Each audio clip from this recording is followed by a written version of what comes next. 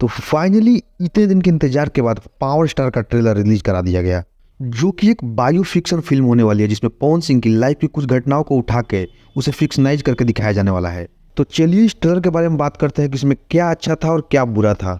और एजे से शुरू होला, एजे खत्म। पहले बात करते हैं इस ट्रेलर के निगेटिव पॉइंट्स की। तो बाकी सारी भोजपुरी फिल्मों के ट्रेलर की तरह इस फिल्म के ट्रेलर का भी वही सबसे बड़ा दिक्कत है, और वो है इसका लेंथ, जो कि लगभग 4 मिनट का है, जिसमें अगेन आधा से ज़्यादा कहानी रिवील कर दी गई है।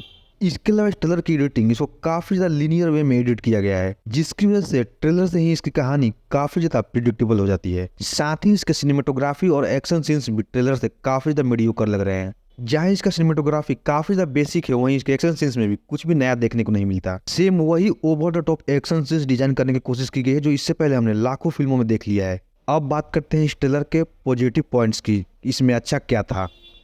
तो इस ट्रेलर का सबसे बड़ा पॉजिटिव पॉइंट है इसका स्टोरी, जो कि भोजपुरी इंडस्ट्री के लिए काफी ज्यादा नया कॉन्सेप्ट होने वाला है, जिसमें हमें पवन सिंह की लाइफ का एक फिक्शनाइज वर्जन देखने को मिलने वाला है। हालांकि ट्रेलर में आधे से ज्यादा कहानी को रिवील कर दी गई है, इसके बावजूद इस फिल्म की कहानी काफी ज्यादा फैसिनेटिंग लग रही है।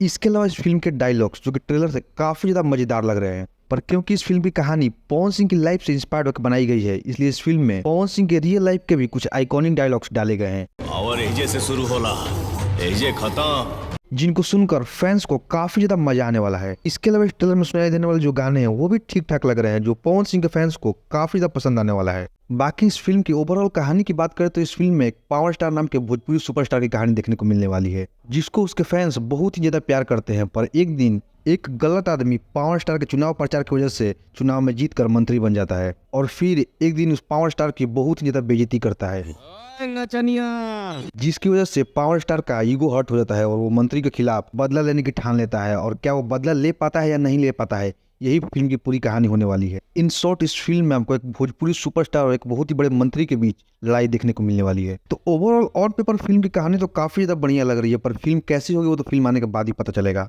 तो ओवरऑल ये ट्रेलर एक ठीक ठाक ट्रेलर था। अगर पवन सिंह के आप फैन है तो ये ट्रेलर आपको बहुत ही ज्यादा पसंद आ सकता है, पर अगर आप पवन सिंह के फैंस नहीं है तो ये ट्रेलर आपको एक मीडियोकर लग सकता है।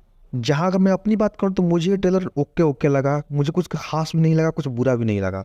बाकी अगर आपने ये ट्रेलर देखा है तो आप कमेंट में बताइएगा कि आपको ये ट्रेलर कैसा लगा, और वीडियो पसंद आया तो वीडियो को लाइक कीजिएगा, और वीडियो देखने के लिए चैनल को सब्सक्राइब कर लीजिए।